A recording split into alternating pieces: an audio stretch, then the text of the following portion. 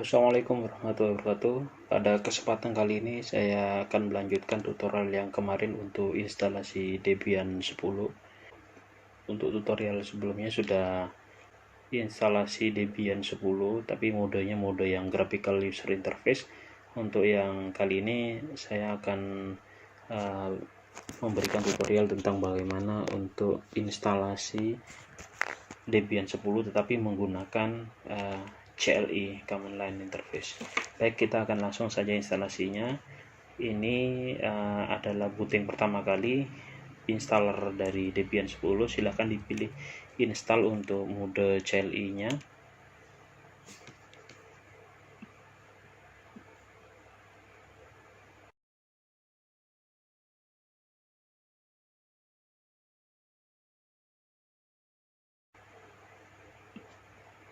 Oke, kemudian di sini ada beberapa pilihan bahasa sama seperti yang mode-mode sebelumnya. Silahkan dipilih bahasa Inggris saja. Kemudian di sini ada pemilihan country-nya. Boleh kita pilih disesuaikan saja. Kalau karena Indonesia tidak ada, kita bisa pilih untuk yang other di sini, atau bisa menggunakan United States, terserah teman-teman sekalian. Misalkan saya mau menggunakan other, kemudian di sini ada Asia, saya pilih yang Asia, kemudian ada Indonesia di sini, saya pilih Indonesia. Oke, ini untuk pemilihan lokal settingnya, saya pilih US saja, UTF-8. Kemudian untuk keymapnya saya menggunakan American English. Oke, enter saja. Kemudian kita tunggu ada scanning DVD room di sini. Ini adalah mulai loading komponen-komponen apa saja nanti yang diinstal pada mode CLI ini. Kita tunggu saja.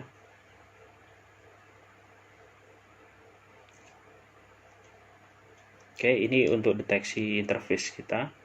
Apakah interface kita akan mendapatkan IP secara otomatis atau manual?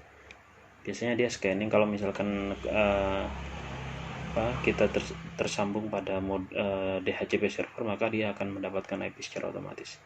Di sini kita diminta untuk memberikan hostname-nya.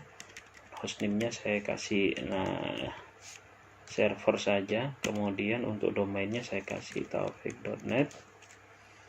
Silakan teman-teman bisa menggunakan domain name terserah yang diinginkan apa. Oke, kemudian di sini adalah diminta untuk memberikan password rootnya di sini. Rootnya silahkan dimasukkan, dan ini perlu diingat-ingat supaya nanti ketika selesai menginstal tidak lupa password rootnya apa. Kemudian ini re-enter password to verify, silahkan dimasukkan password kembali seperti yang sebelumnya untuk password rootnya, kemudian di enter. Nah, di sini ada nama lengkap untuk user kita. Jadi saya masukkan saja Taufikur Rahman. Oke, kemudian di sini untuk Taufikur Rahman tadi diminta untuk nama akunnya. Jadi di sini saya masukkan Taufik saja akun saya. Kemudian untuk password untuk akun yang barusan dibuat itu diminta juga di sini. Saya masukkan passwordnya. Kemudian masukkan lagi passwordnya. Nah, di sini ada pemilihan city-nya atau kotanya. Ini biasanya berkaitan dengan konfigurasi untuk jamnya. Silakan pilih sesuaikan dengan lokasi teman-teman berada. Kalau saya ada di WIB atau Western Sumatera Jakarta Java, saya pilih yang ini saja, enter.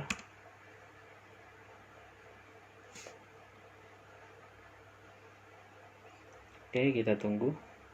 Nah, ini sekali lagi ini sama dengan yang sebelumnya yang instalasi GUI. Jadi ini adalah pemilihan mode partisinya. Ada dua macam secara garis besar, ada yang guide, ada yang manual. Kalau misalkan guide, kita mengikuti sudah settingan otomatis dari sistem instalasinya. Tapi kalau manual kita bisa menggunakan sesuai dengan keinginan kita. Bisa kita pisah antar direktori-direktorinya. Yang pasti untuk instalasi minimal di Debian ini kita hanya membutuhkan dua minimalnya, yaitu instalasi direktori rootnya dengan direktori swapnya sebagai virtual memorinya. Tapi kalau teman-teman misalkan mau memisahkan seperti penjelasan saya sebelumnya waktu instalasi GUI, silakan bisa menggunakan yang manual. Ya, untuk kali ini saya akan menggunakan manual installation, karena yang otomatis sudah saya tunjukkan sebelumnya waktu kita install yang mode GUI-nya. Oke, kita pilih yang manual. Saya akan pisahkan antara root, swap, sama home-nya. Nah, di sini kita dikasih ada harddisk sekitar 8,6. Ini nanti akan kita buat partisinya. Oke, kita pilih yang ini, kemudian finish. Kita pilih yang ini, create new empty partition table on this service device, yes. Kemudian di sini ada free space-nya 8,6. Saya akan buat 3 partisi, enter. Yang pertama saya akan buat partisi swap-nya. Swap-nya ini 2 kali memori lah, sekitar 2. Nah, swap-nya saya kasih, biasanya swap ini idealnya aturannya sih 2 kali memori fisik. Jadi kalau memori fisik kita 1 giga, maka swap-nya ini sini bisa dikasih 2 giga. Nah, yang saya kebetulan swap-nya memori fisiknya tadi waktu kita create virtual box itu 1 giga, jadi saya kasih 2 giga di sini. Enter. Oke, enter. Nah, kemudian di sini untuk pemilihan use as-nya enter saja untuk memilih swap, karena memang niatnya 2 giga ini saya akan membuat swap partition ini. Oke, dah, kita down saja, selesai. Nah, maka kita sudah memiliki swap 2 giga. Selanjutnya ada free space 6,6. Ini saya akan bagi 2, sebagian untuk home, sebagian juga untuk rootnya. Untuk ini sangat kecil ya, jadi untuk rootnya saya kasih 5 giga, untuk sisanya saya kasih buat home. Kita enter lagi, kita create new partition, saya kasih 5. Oke, enter. Kemudian ini partisinya extended 4, kemudian mount point-nya saya gunakan sebagai root. Kalau sudah, down. Oke, ini masih ada free space 1,6, saya akan gunakan ini sebagai partisi home. Nah, ini sudah home, kemudian use as-nya extended 4 journaling file system. Oke, down, sudah benar. Oke, jadi kita sudah punya 3 partisi di sini. Sebenarnya yang dibutuhkan hanya minimal ada 2, swap dan root. Tetapi home ini digunakan untuk data dipisah. Jadi kalau misalkan kita tidak buat home tadi, data-data home itu nanti akan otomatis tercreate di bawahnya root. Tapi kalau misalkan dipisah seperti ini, keuntungannya adalah ketika misalkan data-data kita ditaruh di home, kemudian sistem kita rusak dan diinstal ulang, maka home ini tidak akan ikut hilang. Kira-kira seperti itu. Oke, finish. Ini pemilihan partitionnya apakah oke? Benar seperti ini? Kalau benar, yes. Oke, ini sudah mulai instalasi sistemnya. Kita tunggu saja. Untuk seberapa lama kita menunggu untuk installation base system ini tergantung sebenarnya sih dari pemilihan paket nanti ya. Kalau paket kita yang diambil itu banyak, maka untuk instalasi cukup lama. Tapi kalau misalkan paket yang diambil itu sedikit, maka instalasinya nanti relatif lebih cepat.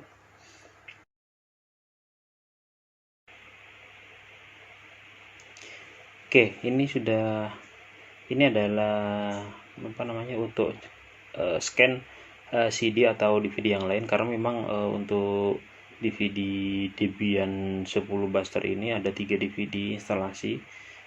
Nah, ini meminta untuk nyeken apakah DVD yang lain itu mau di scan atau tidak. Nah, kita pilih no saja karena kita hanya punya 1 DVD. Oke, kemudian ini adalah network mirrornya. Jadi kalau misalkan kita mau setting sekalian untuk mirrornya sekarang, oke, pilih yes. Tapi kalau enggak ya nanti saja, nggak apa-apa, belakangan di no saja. Oke, kemudian untuk ini setelah ini akan keluar package-package yang nanti diminta supaya dipilih oleh kita. Yang ini untuk partisipasi survei, tapi kalau misalkan kita tidak mau ya di no saja supaya cepat. Nah, ini adalah pemilihan software application-nya. Ini adalah package-package-nya yang tersedia, apakah kita mau install semua atau tidak. Seperti yang saya jelaskan sebelumnya, Debian Desktop Environment ini adalah untuk mode GUI-nya, karena kita nanti akan buat server dan kita hanya membutuhkan mode CLI-nya saja. Maka untuk yang Debian Desktop-nya itu kita nggak usah install ya. Kita cukup membutuhkan SSH saja untuk remote executionnya nanti. Oke, kita continue saja. Jadi yang dipilih hanya SSH server sama standard system utility. Oke, kita tunggu.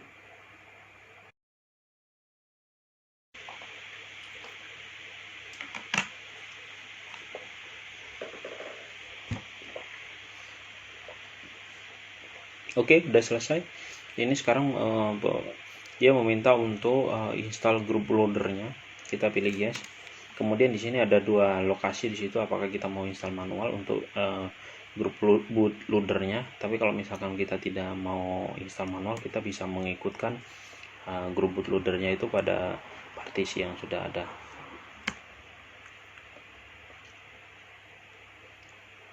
Oke, ini sudah selesai instalasinya. Oke, kita pilih continue. Oke, ini sudah selesai. Ini sudah proses untuk booting dan